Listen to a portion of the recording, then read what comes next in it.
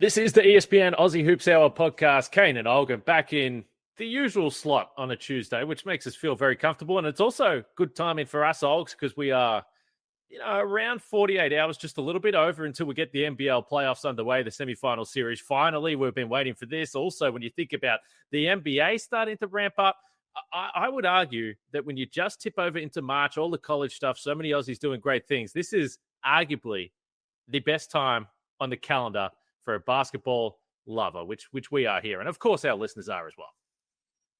Yeah, I got to obviously be in Traralgon, and that sort of warmed me up for really good basketball, because for a moment there you see some odd basketball being played when that the Boomers have to play Indonesia and Thailand, and so having that little break, seeing that level of basketball, that style, then going into the NBL playoffs as we then march in to like the race to make the NBA play-in and those playoffs. This is a very, very enjoyable time. This is like the most meaningful basketball is played around this time of year.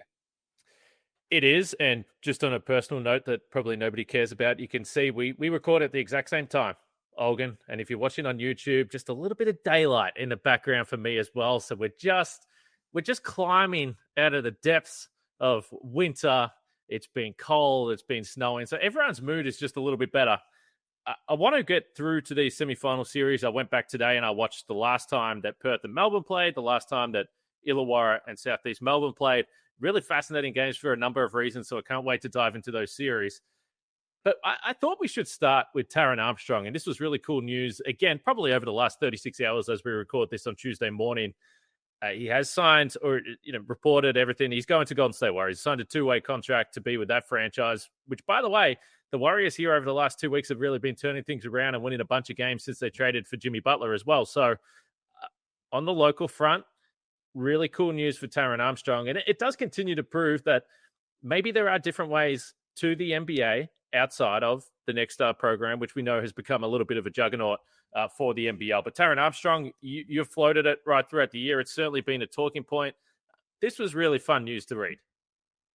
Yeah, he always felt like next up, just because of the production this season compared to last season. He averaged 17, 5-5 practically with the Cairns Taipans over this past season. He, over the entire course of the season, he was around a 40% three-point shooter. And then I think he went 1 of 8 or 0 of 9 or something like that in the Taipans' final game of the season, which dropped it down to 35%. But I think that number isn't indicative of how well he shot the ball this season. The shooting leap he took, I think, was very real. Like 6'5", 6'6" point guard. The thing that impressed me most, and it's the thing that I'm hearing more and more from NBA scouts when I speak to him, is the development curve was so substantial. And that's a really good indicator. The fact that he did improve all the things he needed to improve on. He needed to improve the jump shot. He needed to improve his body, his decision-making. And I think he did all of those things. And because of now he's demonstrated the ability to develop, NBA teams are like, all right, cool. He is 23, but we can see over the next few years, we can see a development arc that is very, very steep, that he can probably meet all these sort of developmental markers and get to a point where he is a functional NBA player. And so I think he showed that this NBL season. He was obviously, he missed out on the Next Gen Award, which I think a lot of people thought he probably should have won just because of the production. But I think because of that production, it warranted him getting this opportunity. Like you said, the Warriors are doing really, really well right now. I don't know if he's going to get a ton of reps, if any, with that first team, but he'll have the opportunity to get a ton of reps with Santa Cruz. And I think the game is made for him. I think the spacing works for him. I think the improved jumper helps him a lot too. So for the Warriors right now, and just to your point, being a 10-day contract, and a lot of the times we'll see a first 10-day, a second 10-day, and then sometimes they'll just lock him in because it's really not a cost to the team when it comes to the salary cap.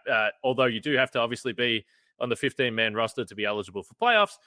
Either way, I don't think we're looking at a situation where Taran Armstrong is going to play big minutes. You mentioned some of the rotations. So Steph Curry, Buddy Hield, Gary Payton, Moses Moody, Brandon Pajemski. They've got a lot of guys that are playing big minutes in that guard rotation. But, I've always argued for a long time, if teams are picking, outside the top 40 in the NBA draft, a lot of the times the value, particularly if you're a good team and you're looking for reliable guys that are a little bit more mature, get the guys that are 23, 24 years old that have either had long college careers or in the case of Taran Armstrong, multiple years in college and then gone and played professional basketball. And I would say another hat tip to Adam Ford here, because we discussed it. I remember going back to the start of the season, and there was talk that Taran Armstrong was going to have the keys to this offense. And certainly my argument for, do I think the Cairns Taipans are going to have a winning season?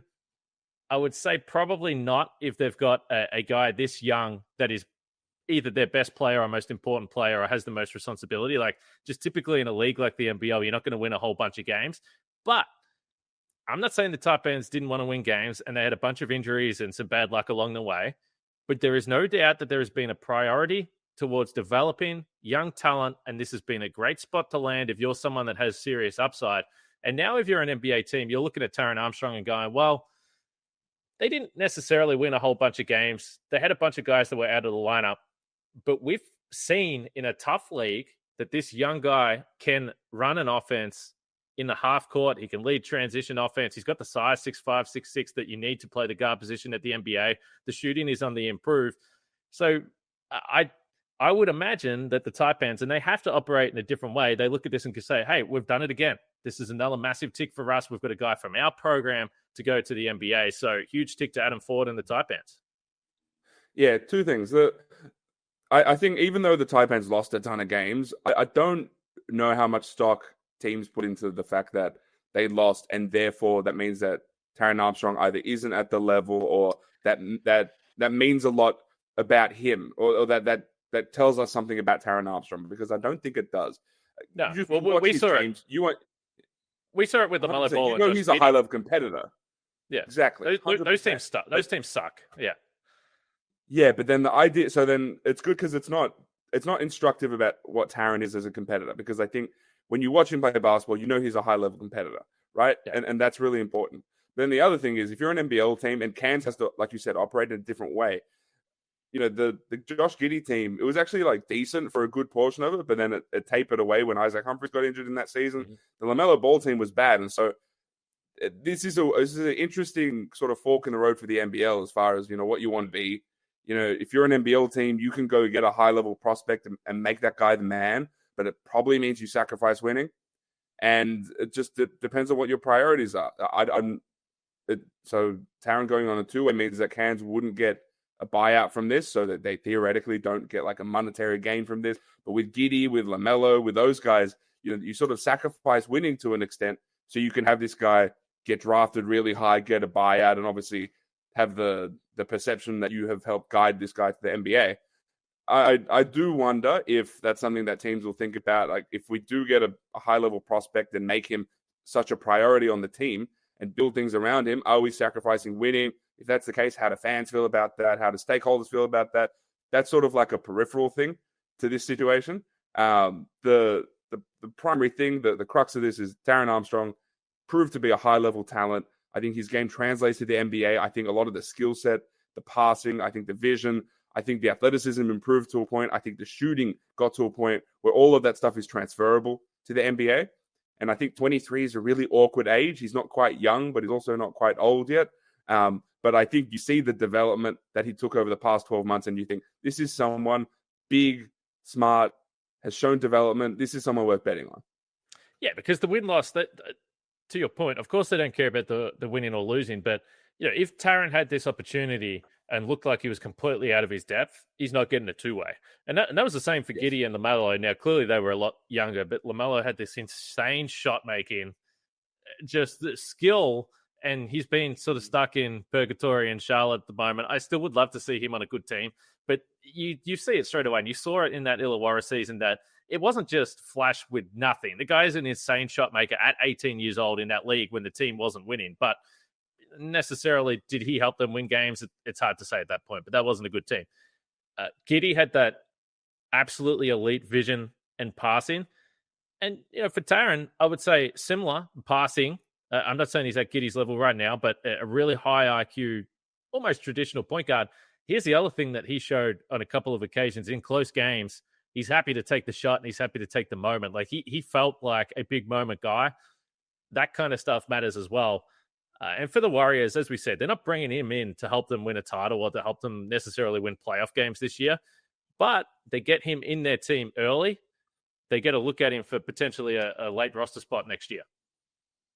Yeah, the thing with Taran that stands out to me is the amount of games where it'd be late clock or like late game, close game. He'd switched onto a big and he'd sort of ask for a clear out.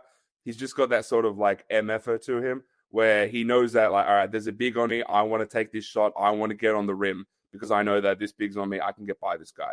That's something that we don't see a lot of in Australian basketball. Everything is generally selfless. So having someone have that level of like arrogance, but in a really good way, that's really helpful. And so I agree. And also the Taipans, while they lost a lot of games, they were in a lot of games. They were a relatively competitive team for a team that did lose 15 games in a row at one point and lost a ton of games. They were relatively competitive, and it was driven by Taran Armstrong as the head of the snake as a point guard. So again, I think he showed everything he needed to get this gig. It's just a 1 year, 2 ways, right? So this is just for the remainder of this season. But I think we trust in his ability and his ability to develop that he will show what he needs to stick in the NBA in some capacity. Yeah, sorry, I did mention at the start I was talking 10 days and 2 ways and all that kind of stuff. Anyway, you're right. People understand what I'm saying. Anyway, these types of contracts at this time of year, teams flip them and change them and all those types of things, but you get your foot in the door. And I would argue, last one on this, because I'll ask you, I was thinking about it today, who are the guys that we've seen, Australian guys, young guys in the last few years that have got the late season contract rather than summer league via training camp? I could only think of Xavier Cooks. Is there anyone else? I don't like know. Jalen Galloway is one. Galloway, of course, last year, Milwaukee. Yep. Because that's probably the only other one. And we've seen other guys get deals of some sort. Like we've seen like Didi Luzada over the past few years go from the NBL, but he got a guaranteed deal in New Orleans, and they had drafted him. So that was a bit different. But Jalen Galloway is a really good example. He sort of stuck for that season and then didn't stick for the next season. But I think they're different prospects. They are. And last one, why I'm happy that he signed this deal rather than going through Summer League, because you know this, we've spoke to a bunch of guys, and Summer League is so challenging for guys to come in, and it's kind of a selfish situation where guys are just going all out to try and help themselves, whether it's to make an NBA team or get a contract in Europe or Australia, wherever it is. And Taran's just kind of not that guy. Like, I don't know what you would see from him in Summer League. So to get in before that is also a big bonus. Not to say he won't play Summer League basketball, but I'm glad he got the opportunity before Summer League rolls around. Yeah, Taran would be... I think Taran could be good in a workout environment, but I don't think that shows you half of what his actual skill set is. He's a necessarily unselfish sort of player. He's a playmaking point guard. So putting him in an environment where not only he is supposed to be selfish, but everyone around him is supposed to be selfish is just very, very difficult. I don't think you see close to what he is as a prospect. And the difference between him and Galloway in this situation, because it's really similar, getting a two-way at the end of the season. I think Taran's 23. Jalen Galloway, I think, was 20. So Taran Armstrong, I think, is just more mature, probably more ready for the moment.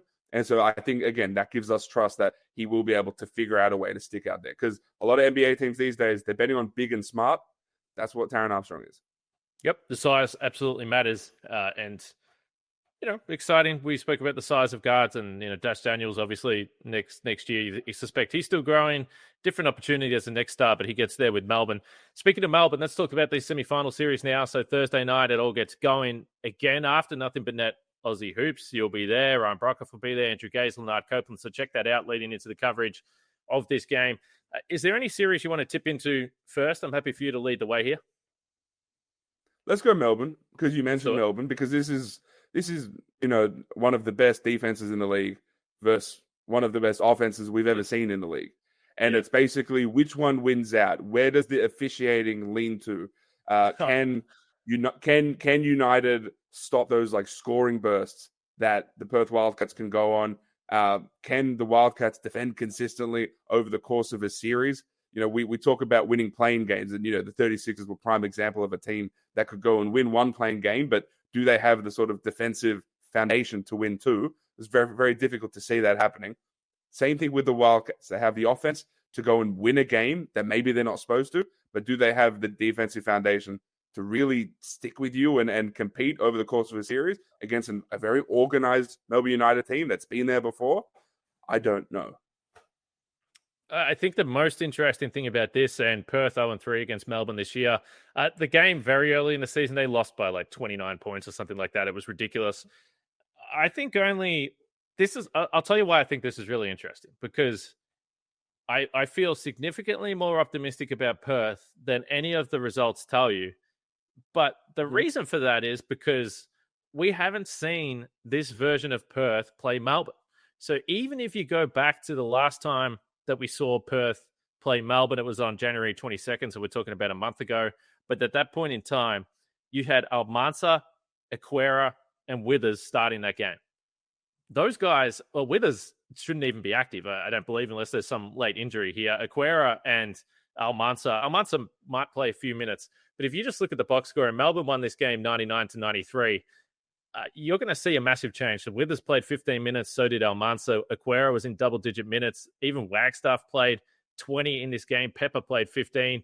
Keanu Pinder hardly played because this was before he really had his resurgence back into this lineup. There was no Dylan Windler in this lineup either. Ty Webster wasn't there. So I thought Perth played this game really well, even though we can get into the idea that Bryce Cotton was really limited in a major, major way. Even though he played all 40 minutes, he did not have 1 second on the bench in this game. So I thought there was enough positives in that game for Perth to go, we're not even that team anymore. And we still thought defensively we had enough to try and limit this Melbourne United team, that we should be able to just outscore them no matter how great they are defensively. So I'm not saying Perth is my pick yet. We'll get to that. But as I was watching this game, I was like, damn, this is not even close to the same team that we've seen over the last 3 weeks. Yeah, so like Almansa and Pepper and Aquera, I think there was a reason why they're allowed to go and play in their respective national teams. Right. Yes. Pepper didn't. I don't think Pepper got minutes in that playing game. Aquera was very, very limited, and Almansa, I think, was somewhat limited. So again, I don't think there'll be major parts of what the Perth Wildcats do, because again, like you said, the end of this season, I think they've been leaning way more into Pinder, into Doolittle offensively, into obviously Windler. Now they have Ty Webster back, and they're leaning into Ben Henschel. Obviously, all of this around 5-time MVP Bryce Cotton. There is also an argument, though, that so I'll also say that the second game that these two teams played, Bryce didn't play. So yes, Melbourne swept them. One of them was without Bryce. The argument, though, is for Melbourne is the reason why the Wildcats had to play in such a janky way because of Melbourne's coverages, because of what Melbourne does to them, and in particular what Shea Ili does to Bryce Cotton. Because I'm doing a big preview for ESPN.com.au, and you go through the numbers, and Bryce was held to 9.5 points a game on just under 26% from the field. So he was extremely limited, and it's because of Shea Ili's ability to play up and in, to be really, really physical, to make early connection, and just make life hard for Bryce Cotton. And I wonder if all of that stuff leads into the Wildcats having to play in a different way and maybe stifling what's been an elite offense. Is this United team just very uniquely built to handle what is one of the best offenses we've ever seen? Yeah, I would still argue, and I don't really know why. We've discussed this so much, why the Perth Wildcats went through the different lineup variations they went through.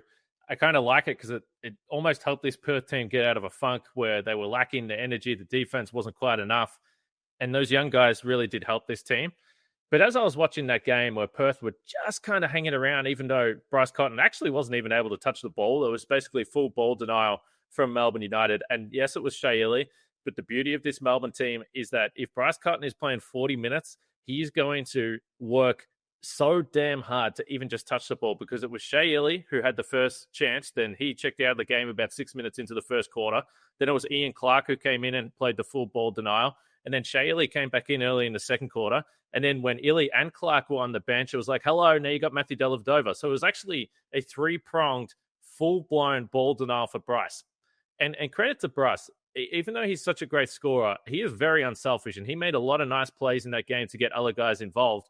But I would argue that the difference when you've got Pepper, Almansa, Aquera needing to make those shots, Todd Withers making those shots, compared to Pinder, Doolittle, Windler, Ty Webster, Ben Henschel, who's had a more prominent role now, that should make everything a lot easier. And I don't think Perth want to go into this and say, okay, we can just, the other four guys can beat you, because ultimately I think they need Bryce to finally cut loose. But I do think if with the more offensive weapons in there, I don't think they want to go toe-to-toe, bucket for bucket. But Melbourne has been able to restrict this Perth team, or they restricted it in that game to 93 points. And a big part of that was because I didn't think Perth had close to their best offensive lineups on the floor. And that's where I think, look, you can play balls and off for Bryce or show doubles, but when you got your more potent offensive weapons, maybe you ask a little more questions, particularly with these Melbourne bigs that we know continually get in foul trouble. And if you're asking Melbourne to play in rotation, now you want to double Bryce, and now you've got really dangerous guys that are going to get downhill and play in attack mode, maybe that's when you can get Melbourne on the back foot a little bit defensively. So, I thought in that game, some of the lineups, some of it was health related, but I don't think they helped themselves in terms of allowing Bryce to have any room to move. Yeah, I agree. I think so much of this series will be guided by Melbourne's offense, in that can Melbourne take advantage against a Wildcats defense that has been sort of below average all season long. It improved toward the end of the season, and there was a little stretch, I think, in like the middle third of the season where I think it looked really good. I think that those were against bad teams, so we maybe took that with a grain of salt. But it's been below average to average all season long. So can Melbourne take advantage and attack that? There isn't much resistance up front, and there isn't that much size behind them. There's no sort of 7-footer rim protector guy. And so can they take advantage of that? And if so, is that enough to keep up with a Wildcats team that can score the ball almost at will? Can the Wildcats do that against a United defense that is the best in the league as far as the teams that are remaining right now? And then can Melbourne remain organized and not be sort of rattled? Because if their offense isn't clicking and you allow the Perth Wildcats to grab the ball off the rim and push it, then I think United could be in some trouble. And that's the thing that scares me. It's the thing that got the Wildcats over the Phoenix over in Perth in that playing game, which is it was sort of a close game. It was going back and forth. It was a tennis match. And then all of a sudden, the Phoenix found it tough to score, and the Wildcats weren't taking it out of the rim. They were taking it off the rim, pushing the ball, and they were able to go through these stretches where they're scoring 12 points in 1.5 minutes because they're pushing the pace, they're getting transition threes, all of that stuff. And so I think a lot of it is just guided by United's offense. Can they continue to be resilient and attack a Wildcats defense and get consistent points and control the pace of the game? If they can do that, then I think United will continue their impressive run against Perth, because, again, I think they're uniquely built to face them. If not, then I think the Wildcats have all the weapons to take advantage if there's a little slip up offensively for United at all.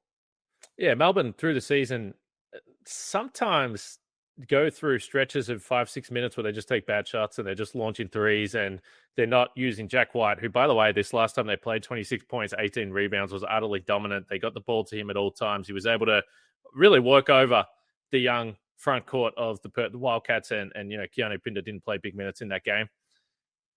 But the transition point is a good one, because in the first quarter where Cotton couldn't do anything, he didn't have a single point in this game.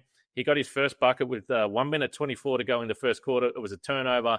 He was then out in transition. Kyle Bowen was the only defender. It was an and one. The very next possession, Bryce Cotton with Shea Ely right in his face, knocked down a three. And it was like, you can't let that spark, because if you let the spark happen, it can be over before you get a chance to work on it. So, just good shot selection, because actually, you can score on this Perth team. And Melbourne used Jack White well. Marcus Lee was a factor in this game. And the positive for Melbourne is that Chris Golding really shot the ball terribly in this game. He had a ton of strangely wide open threes that he wasn't able to knock down. So it's interesting. I always find myself, when I'm looking at these semifinal series, leaning towards who should be the underdog. So I probably was watching this game focusing more like, how can Perth actually win this series? They're going to be on the road to start game one. Melbourne historically has had no problems going to Perth and winning games as well. So that's probably what makes this interesting. Do you see a world where Perth gets this done, though? I guess this is the big question. Yeah, 100%. Like, we're in an interesting situation where I don't know if I've ever covered a season like this, where there's a really good argument for all four teams to win this thing. I think any team can advance to the championship series, and then I think any team can win that. And with Perth, the big question for United is sort of the offensive potency. I don't completely trust it. While I'm usually inclined, and I think I still am inclined to trust the defense that I know is going to get it done, and that is United in this case. That's generally what you have to trust when you go into playoff series. That's generally been the rule. But this has been a really weird season, and I think the Wildcats offense is so potent that you have to put that into consideration when they're going up against a team like this in a series where you just have to win 2. And so I think that there's a very real chance that that the Wildcats can just have one of those games in game 1, and then all of a sudden they have a closeout game in game 2 at RSC Arena. It's just like extremely, extremely possible. I don't think anyone's writing them off because of that, because they know that this team can just flick a switch and just score a ton of points on you. And United, for as good as they are defensively, which they very much are, offensively, there have been legitimate questions. They've sort of hovered around the average. And so it's just, can they keep up? Again, if I'm a betting man and I'm taking very, very, very low odds on this, like, you bet on the team whose defense is better, and that is Melbourne. So, like, you give them the slight edge. But I don't know. I think it's still very much a toss-up because of how potent the Wildcats can be. If they keep them under 100 points, like we've seen, and again, I only think the last game actually really matters. So we've got a 1-game sample to go off, but 93 points, but they'll probably win the game. If it gets into the hundreds, I'd maybe question if Melbourne could get there. Jack White has absolute capability to dominate this series. He's had a bit of a break now. We know he was dealing with that back injury. The difference between good Ian Clark and bad Ian Clark almost takes this team to an absolute new level. And then the other one, I would say, Matthew Dellavedova, his shot selection. He's had games where he can just be good. He can just be a really damn good player, good defense, great throwing those lobs and pick and roll scenarios. And bully ball in the post, and he can score. We've seen that. He can get to the free throw line. Then there's other games where he takes, 5 to 6 to 7 3-point attempts, and that's kind of when this team gets off the rails. So I think Melbourne should be the favourites, but to your point, you don't want to go to RAC with Perth having a chance to close this out. And I would pretty comfortably make the case that I think the best 3 teams in the league over the last 3 or 4 weeks have been Illawarra, South East Melbourne, and Perth. So, and I'm not necessarily saying the record agrees with that, but just gut feel from what we've seen. I think this is a completely different Perth team to what we've seen in the past. We'll see whether that momentum changes thing. We spoke about how annoying that Perth and Phoenix playing game was, but a big reason for that is this Perth team, led by Bryce Cotton, puts you under significant trouble. And if he gets 15, 16, 17 free throws, Melbourne's going to be on the back foot. He hasn't been able to do it so far, but I'm not saying the refs will decide this, but Melbourne play physical defense. Bryce Cotton draws fouls better than any player in the league. Which way is it going to go is going to be interesting to see. I cannot stress how much the refs will decide this, and not in that the refs will. The refs are not going to say this team wins, this team doesn't. But we'll figure out early on in game 1 how that game, and I hope it's consistent throughout the series, but at least how that game is going to be called, because Shea Ili gets away with a lot of contact, and I've just watched 2 FIBA games where I've had the amount of players who come up to me after that game and said, I freaking love the way we get to play defense in the FIBA environment, because we get to play up and in. We get to use our body. When I'm driving to the rack, I'm not thinking about how I'm going to draw a foul. I'm hyper aware of how I'm going to either score the ball or how I'm going to get out of it if the defender is there. There are no ticky-tack fouls in FIBA. And so if we get something closer to that in game 1 of this series, and ideally throughout the entire series, then I think United gets the edge. Because I think United has the bodies that they can throw at Bryce Cotton. It's not just Shea Ili, it's Matthew Dellavedova, it's Flynn Cameron. They have the bodies that can throw at Bryce Cotton, and I think their physicality can really stifle him. We've seen it in the 2 games that he's played against them. I spoke with Dean Vickerman a couple of days ago, just for my preview for the website, and he mentioned that they've been having Bryce days, where over this FIBA break, the coaching staff comes together. It's very specific Bryce days where they'll look at the film, they'll pick the edits that they want to show the players, and then they'll go to Shea Ili, Matthew Dellavedova, and they'll collaborate with them. They'll say, what do you like about this? What don't you like? What can we do different here? What can we change? And then they hit the court, and then it's Joel Foxwell who's got the Bryce bib on. Every team has a player that wears the Bryce bib. And basically that guy is given carte blanche in the offense. You go out there, you shoot whatever the hell shot you want, right? And apparently Foxy's been hitting step back threes. He's been getting the job done as Bryce. So you have Joel Foxwell as Bryce. You have Dash Daniels as Ty Webster, apparently. And that's the extent to which it does feel like the teams are just getting really bored over the FIBA break. And they're just trying to find the most creative ways that they can continue to develop and get better and do their scouts. But they've been putting Bryce days together. And, you at the end of the day, you do trust a Dean Vickerman-led process with Shea Illy and Matthew Dellavedova as guys in there who are offering guidance and advice. They're locked in a very, very unique way. And it's very enjoyable to hear about. It's probably not great for the confidence of young Foxwell's cooking you, and then you're like, well, actually, it's going to be Bryce Cotton in a few days' time. But hey, I think your point is right. I mean, you lean on the experience. I think defensively, this Melbourne United team has been about as wobbly as we've seen a Melbourne United team in several years, through stretches where they had that 2-month stretch where they just weren't good. They were fouling too much. And so that's also causes me some concern. Of course, you lean into what you think they're just going to lock in and just get it done.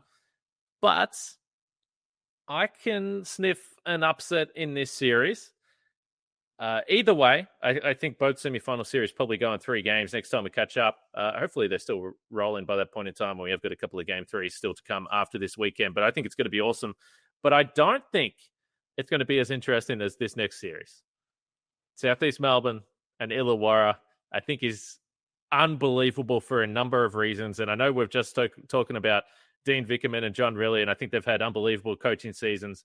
But Justin Tatum, Josh King, the path that they've got to get here, very similar year on year.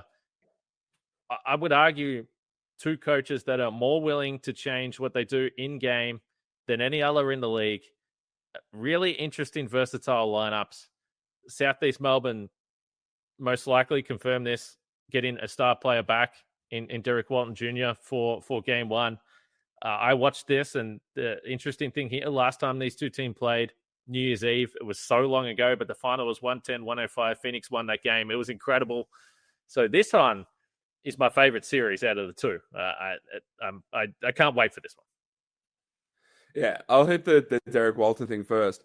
It's funny because I think the Phoenix were planning to be a bit coy going into the week, but then I don't know if they had the capacity to lie, because Derek Walton practically confirmed it. Josh King practically just confirmed it. An honest franchise. Yeah, totally. And I don't know if like the higher ups were completely happy about it, but I think those guys just went out there and said like, yeah, good to go. And it's like, all right. And so that's just been out there in the open. So that is whatever. I think everyone assumed it at playing game that there was like a real chance that he could have suited up and given them something.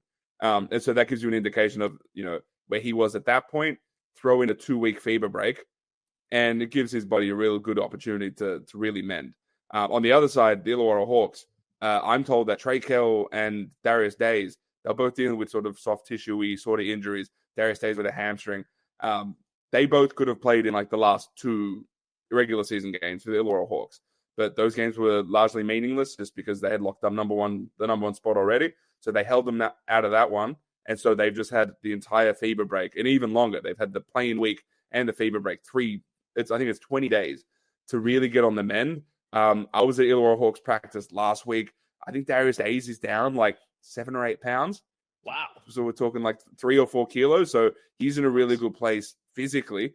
And I got there on a Tuesday. On the Monday, they had done a conditioning session where guys were throwing up. It was a very like substantial conditioning session run by Alex Moore. So their key to all this, as we start to talk about this series, is they've been trying to stay competitive over the course of this FIBA break. They know that they've been on the other side of this, where they went from playing game to really pouncing on Melbourne United, and they nearly upset United last season in that semi-final series. They know that they have to keep things competitive, keep things high octane and intense, so they can stay ready going into the semi-final series. But you speak about Justin Tatum and how effective he was as a coach, and I don't know why we're all reticent to talk about how dominant this Hawks team has been. I think it's because their record. It's because they didn't go like 25-4 or whatever. But this is, as far as the data says, the best offensive team in NBL history. And it's not very close. I went back to 1979. This is by far the most potent offensive team, the team that scores at the highest rate ever in NBL history. And I don't know if we talk about that enough because the parity has been real and because they didn't win all their games. But this is a team that is unbelievable offensively, got way better defensively over the back half of the season, doesn't get blown out, and has a lot of superstars who I think you trust. So as much as I think that this has the potential to be a close series because the South East Melbourne Phoenix do have some juice to them, the Illawarra Hawks are a very uniquely dominant team over the past few years, and I don't know if we talk about it enough. So I'll follow the same path, and hey, there's music to my ears, brother. You know that. I've been on the Hawks train all season long. I love hearing that. Well done. But the same as the last series, I'll make the case for the underdog, the South East Melbourne Phoenix. So they're 2-1 against the Hawks this year. Again, only one game in the last 2 months, so take that how you will. Last game was New Year's Eve. That was the December 31 game. New Year's Eve. So that's a long time ago. That's 2 months ago. Yeah, exactly. And the one thing that is valuable with that game is that basically it was all hands on deck. Both teams were healthy. Derek Walton Jr. was just at that point where he was starting to take off. So he had 26 points a game before this. Another interesting wrinkle from this game. Now, based on what you've just heard in the Hawks and how they've been practicing, it doesn't seem like there's going to be any chance that they come sleepwalking into this game. But it's a unique experience coming in off basically 3 weeks off. In this last game that South East Melbourne did win 110-105, it was that weird time in Christmas where I don't know if the Phoenix paid the league for this really unbelievable schedule they had, but they had 10 days off. So they were playing this game after 10 days off while every other team was traveling all over the countryside and playing on Christmas Day and playing 3 games in 5 days or whatever it was. The Phoenix had 10 days off and they still came in and they were great from opening tips. So does that give you more confidence as a Phoenix fan? Maybe. Does it mean nothing? It's certainly possible. But the one thing that the Phoenix does do is, so you talk about the offense of this team and the Phoenix, Illawarra Hawks, of course, 105 points there. They had 100 points in another loss to the Phoenix. So they've still been able to get over 100. But the Phoenix make you more uncomfortable than any other team in the league because of the way they can go small, because of the way they defend you full court and make you take shots late in the shot clock. So when I was watching this game, I think Justin Tatum and the unselfishness of this team, I think they do it better than any other team in the league.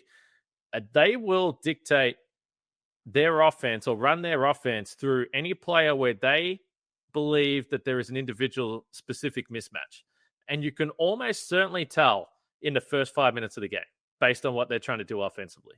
So watching this game, they tried to get the ball to Sam Froling straight away on Geordie Hunter. Now, is that because they like the matchup of Froling on Hunter, or is that because they know if they get 2 fouls on Hunter, which has happened a lot, take him out of the game and they got no one else? The other thing that they were trying to do on repeat was put Nathan Sobey in screen action while guarding Tyler Harvey, and Harvey was just getting open shots and missing them all.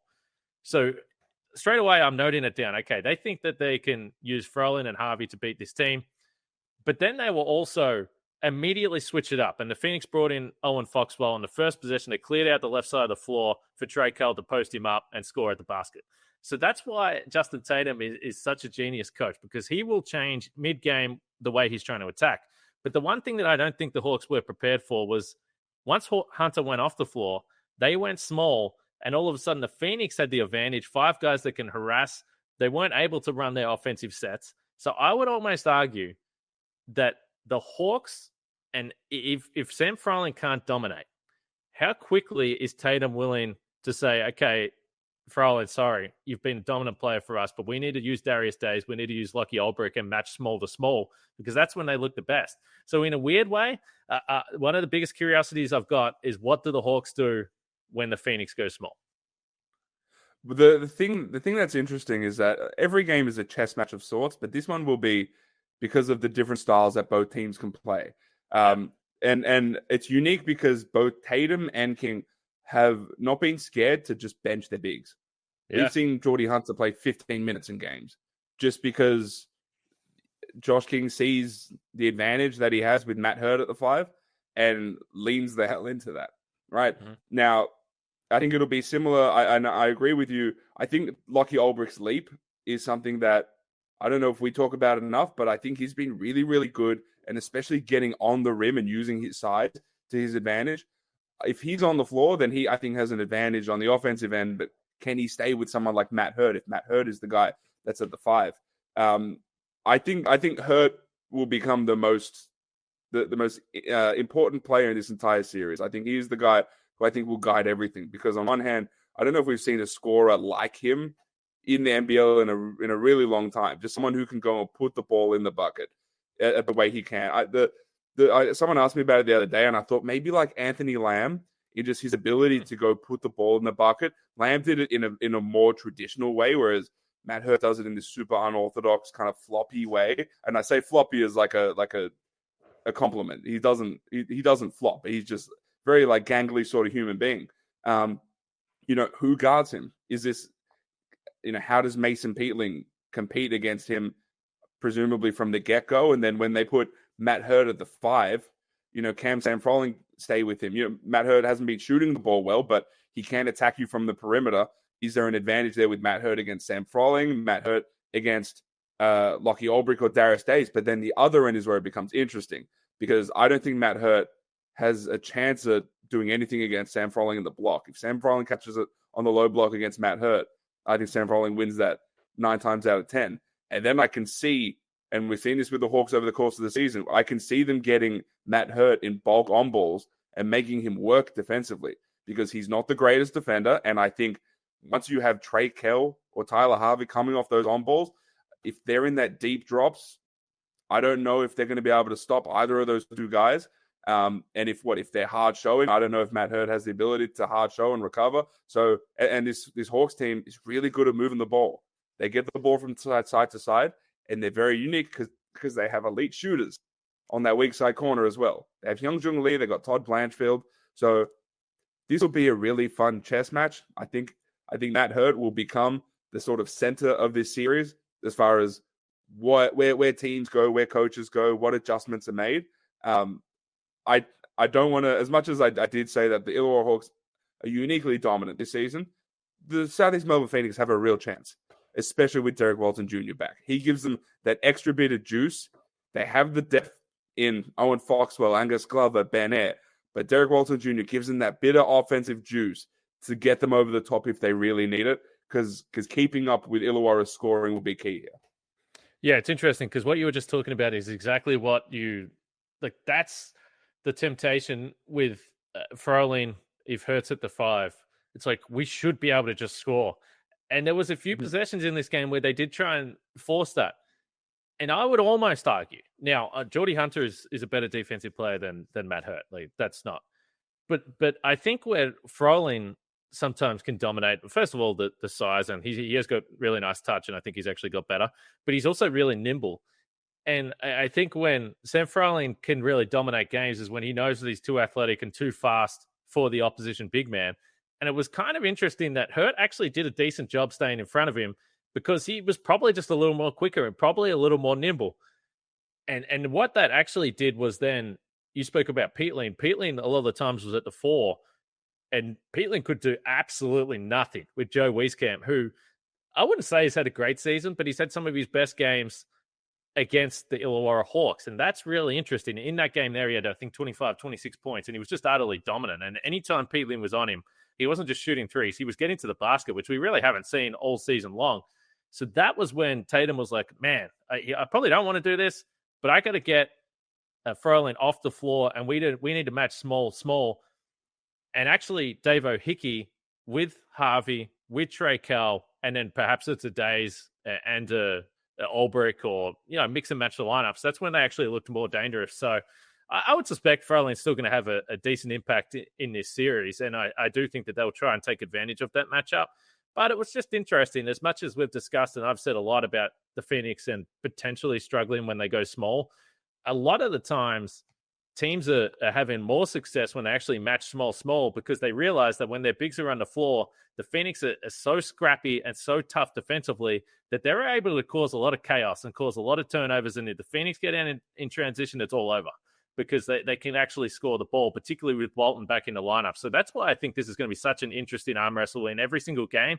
And I suspect it changes from game 1 to game 2 and game 3 if we have it, whether the Phoenix win those small minutes, whether the Hawks match it immediately or whether the Hawks actually can take advantage with the bigs. I think that's the story of the series.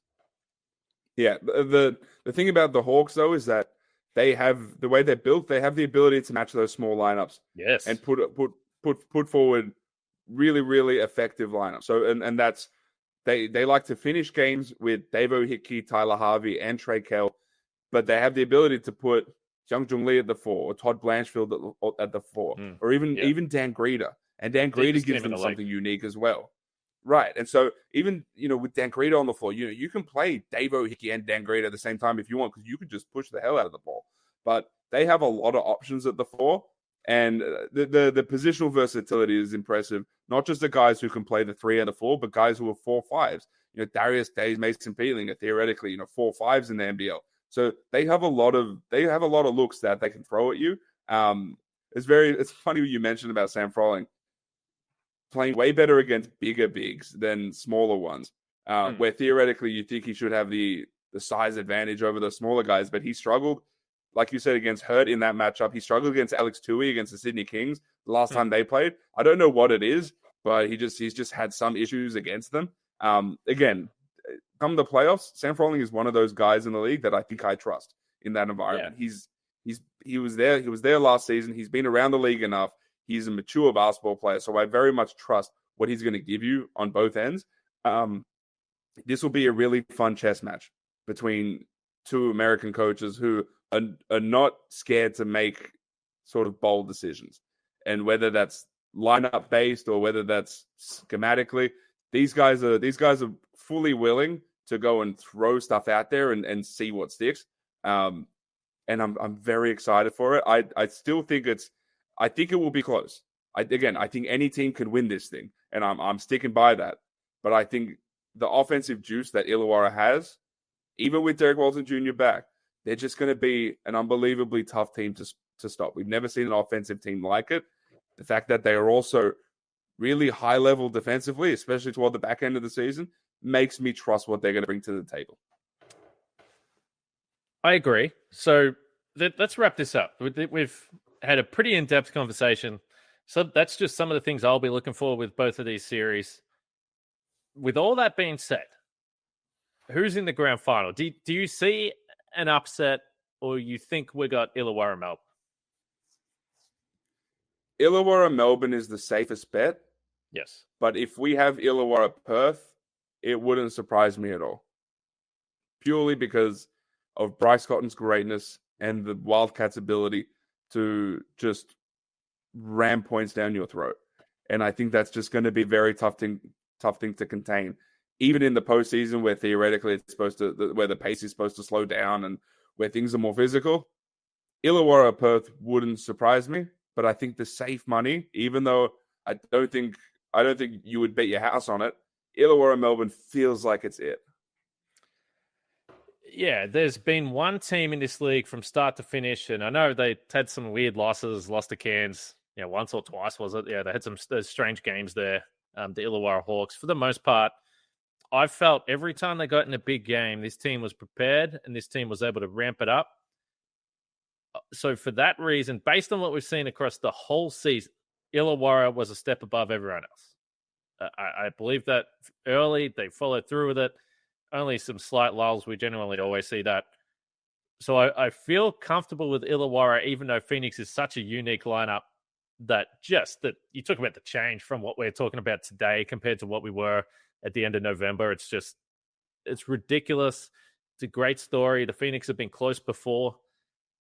This would be a really fun story if they could get to the grand final. But Illawarra, first time on top of the standings in history, everything that Tatum's done, the depth, the unselfishness, the star power, I think Illawarra gets through. Melbourne Perth is a lot closer to me, and I'm with you. I think if I just look at the last month, who's impressed me more, it's been Perth. The fact that we haven't seen Perth play Melbourne with this lineup adds curiosity to me. But I want to pick Perth, and I'm with you. I think Illawarra Perth could be the grand final. That would be just the highest of octane grand final series you could ever imagine. Like, we're talking like 120 every single game. But Melbourne just hasn't had a problem playing in Perth. And that's what I keep bringing myself back to. This team constantly goes there and competes and has no problem winning games. So I agree the safe money is with Melbourne, but I like Perth more going in, so screw it. I think we've got Wildcats, Hawks. Let's put that on the record. And now watch Melbourne sweep the Wildcats. That's obviously what's going to happen. In saying that, something that was brought up to me, which is like a complete possibility, is Perth winning game 1 in Melbourne and then Melbourne winning game 2 in Perth. Absolutely. That feels like a distinct possibility. Yeah. And again, we say that and Melbourne's going to win game 1 by 30. But there are enough veterans and guys who have been there on Melbourne that you trust them in any environment. And that's from CG to Delhi to Shilly to Jack White to Marcus Lee. Like these guys have won championships. They've been in these environments before. You know, I watched them backs against the wall, game 4 in Tasmania, just grind a game out against the Jack Jumpers. Chris Golding on one leg, Delhi head down, no regard for human life, just trying to get on the rim. I've seen them win that game in a hostile Tasmania environment. If they can do that, then this team can go up against any sort of adversity like that. So again, nothing's off the table in that Melbourne-Perth series, is what we're trying to say. Any team can go and win this. The offense could go and win it out. Melbourne's defense could be the name of the game. I don't care who has home court in this series. The games are going to be played in a vacuum. So that one I think is up in the air. Illawarra probably has a slight edge on the other side of it. But again, I'm not writing off South East. This isn't just like, Illawarra will sweep and whatever. That ain't it here. This is all 4 teams. This is as wide open as I think it's ever been. And I think that's how the teams feel too. They know that this is there for the taking. I'm human, Olgun. I like my predictions to be correct, just like everyone else out there. But if I'm if I'm wrong and it's United Phoenix and a throwdown grand final series, could not be any happier if that goes down, because that'll be utterly electric. Last time they played, there was no fans in the building. It was in New South Wales. Final point, Keanu Pinder, I've been saying it all season long. He is the difference between this team being able to win a title and not. He barely played last time they played. If Keanu Pinder is a physical force in this game, the Wildcats will win the series. That's it. Does it feel like Keanu Pinder versus Jack White? Is that what this feels like? Whoever shows up, whoever gives you the consistent production, the consistent output, that's the team that wins it? Yeah, it's certainly possible. I think it's going to be electric. And I hate the FIBA break and whatever. The Boomers did whatever they did. They were always going to qualify. It's fine. They were 6-0 with a plus 7 billion point differential. But almost the build up to the anticipation to that has made it even better. You know, you can watch all the games on ESPN, and I can't wait, man. We'll see you Thursday night when on Nothing But Net Aussie Hoops as we get ready for the first game of this series. And as I said, by the time we reconvene, maybe we've got some game 3s going on next week. I certainly predict that we will, and I certainly hope we have at least one Olgs. This is going to be really good. I'm excited. Stay tuned on the website. We'll have preview content. I have some feature stuff that came from my time in Traralgon around the Boomers, things like that. And then I'm excited to get to game 1 in the Gong, I think on Friday. So I'm revved up for this stuff. This is fun. The wait has been too long. Best time of the year. It's going to be really fun. ESPN, as we said, espn.com.au for all your fine work, Olgun. And if you're a fan of one of these teams, clearly something we've said has annoyed you, but hit us up on the socials, whether it's Twitter, Instagram, the YouTube page, if you're watching it, all those types of things. A lot of fun interacting with you guys over the last few weeks. We appreciate the support. Rate, review, subscribe to all those things. We've got a couple of good ones coming up here in the NBL, a couple of good shows. Then we turn our focus to obviously college and NBA and all those types of things. So we're not slowing down anytime soon. For Kane and Olgun, this has been the ESPN Aussie Hoops Hour podcast. We'll see you next week and enjoy the hoops right across the weekend.